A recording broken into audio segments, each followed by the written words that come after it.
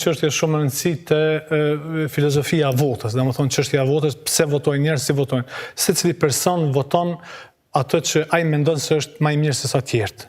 Ose në rastin tjetër që është më pak i keq se sa të tjerë, më pak i dëmshëm. Domethënë nuk ka person normal përveç atyre mazohistëve që voton dikë që është i keq, për cilin e din që është më i keq. Këtu është në pyetje edhe çështja e konkurrencës politike.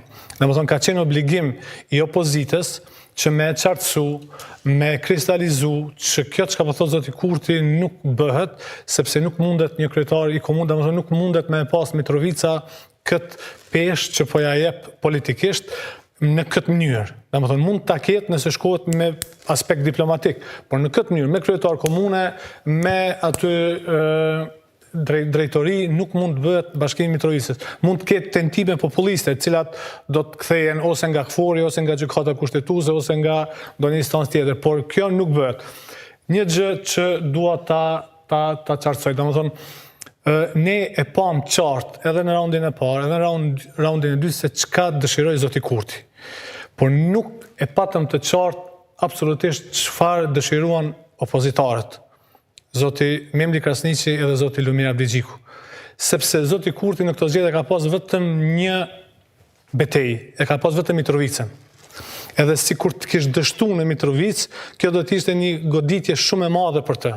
Pra opozita, LDK-ja, PDK-ja është dashur që të investojnë shumë resurse politike që të bashkëpunojnë në mënyrë që zoti Kurti të mos e fitonte, sepse kjo do t'i jap një peshë tash, ai do ta shfrytëzoj këtë në mënyrë simbolike për poena popullist.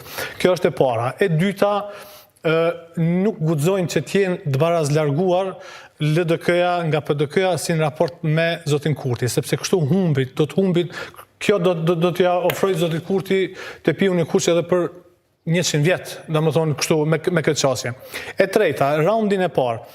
Zoti Peci i ka pas gati 5000 vota dallim nga asamblistët. Domethënë VV edhe Guxo i kanë pas 4800 vota më pak se sa Faton Peci. Edhe si nuk ka qenë ky një alarm që diçka ka ndodhur. Në anën tjetër, LDK-ja, kandidati për kryetar me asamblistët ka pas dallim 2500 vota. Domethënë është e qartë që LDK-ja ja ka mundsuar zotit Peci ardhjen në fitoren. Domethënë fitoren, edhe kjo është e qartë. E tash zoti Lumir Abdigjiku është mirë që dal publikisht edhe të na tregoj të mos sillet sikur me vushtrinë e dita nuk e dita, njerë me thonë nuk e dita, pastaj me dalë mesazhe që e ka ditë, domethënë a e ka ditë apo nuk e ka ditë, sepse edhe nëse nuk e ka ditë është turp, është marrë për një kryetar komune. Gjithsesi, a nuk mund të hamendësohet që qytetarët edhe mund ta bëjnë një gjë të tillë pa u orientuar nga partia, të votojnë për asamble dikë tjetër, për kryetarin, sepse e din që gjasat i ka kryetari i tyre, nuk i ka gjasa. 2500 vota është shumë numër i madh. Hajde tash po shkojmë te asambleja. Do të jetë e pamundshme për zotin Peci që ta bëj shumicën nëse nuk e merr edhe LDK-n, nëse nuk e merr edhe AKR-n, nëse nuk e merr, domethënë do t'i duhet një koalicion i gjerë, sepse nuk mund të arrijë shumicën. Tash nëse LDK-ja bëhet koalicion në asamble me zotin Peci, çfarë shpjegimi do të ketë zoti Abdigjiku. Edhe e fundit, ka pas kështu thashë themen në për qytet se jo nuk po dojnë me bo koalicion në Mitrovicë jugut, LDK-ja dhe PDK-ja, sepse po i tuten ndikimit të disa figurave të fuqishme të PDK-s në Mitrovicë. E vërtet kjo. Dhe dua ndërlidhem, sepse mund të harroj pastaj. Fakti që dje sot kanë reaguar zoti Sami Lushtaku dhe zoti Fadil Nura për humbjen e PDK-s atje aq me zë, madje pati thirrjet që PDK-ja t'i shkarkoj zyrtarët e vet në KQZ, kjo i jep të drejtën vendosjes që të thotë ja, kemi të drejtë kur themi që Skenderaj ka qeverisur me Mitrovicën. Është zoti Lushaku ai që ka qeverisur vërtet me Mitrovicën, dhe jo zoti Hamza. Pra po ja forcon këtë bindjen që ata e kanë shprehur publikisht këtë. Mirë po, nesër do ta kemi një koalicion LDK-PDK në kryeqytet. Siç ka qenë edhe në të kaluarën, siç do të jetë tash 100%. Tash Uran Ismaili është nën kryetari PDK-s.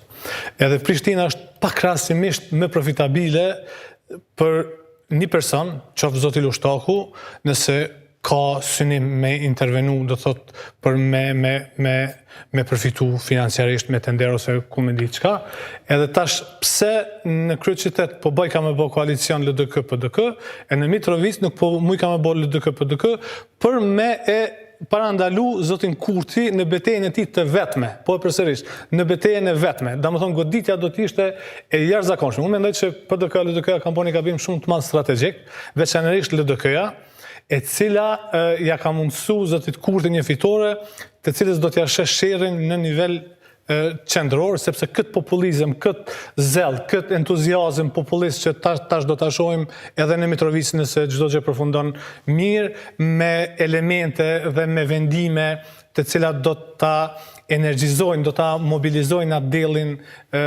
kështu emocional të qytetarëve. Pastaj ajo do të transformohet, do të transmetohet edhe në pjesë tjera të Kosovës edhe në zgjedhjet lokale. Kjo do të jetë një bazë shumë e mirë për zotin Kurti që ta përsërisë rezultatin 50% apo 40%. Pra, thoni do ta shfrytëzoj këtë për hesab të zgjedhjeve nacionale. Ju pajtoni me këtë që na hodhi kështu si bom negji që vetëm zoti Kurti e ka kuptuar rëndësinë e Mitrovicës? Të klarova.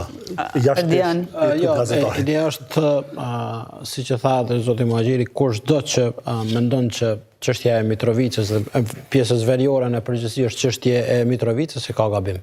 Do thonë, çështja e Mitrovicës gjithë e dim, çështja e pjesës veriore fillon nga Prishtina edhe përfundon në Bruxelles ose në Washington. Por me prezencën e Washingtonit aty. Do thonë, vetëm me ky trekansh mundet me rezultu suksesshëm. Çfarë do tentative tjetër është për qëllime elektorale, tash edhe me gjas shumë shpejt që do të mbahen, dhe besoj që ky narracioni që është ndërtu në drejtim të edhe atakimit të procesit, edhe në drejtim të reagimeve dhe kundërreagimeve, shkon pikërisht në këtë funksion të mbajtjes së situatës së tensionume, sepse mbase dikuj konvenën që kjo të jetë kështu, në mënyrë që zgjedhjet si duket janë të pashmangshme, çështje diskutabile ka meta 21-28 dhjetor me u mbajt, edhe mbase me shku me këtë qasje, por se natyrisht kjo në bindjen time para se gjithashtu dhe në radhë të parë është e dëmshme për Mitrovicën, për qytetarët e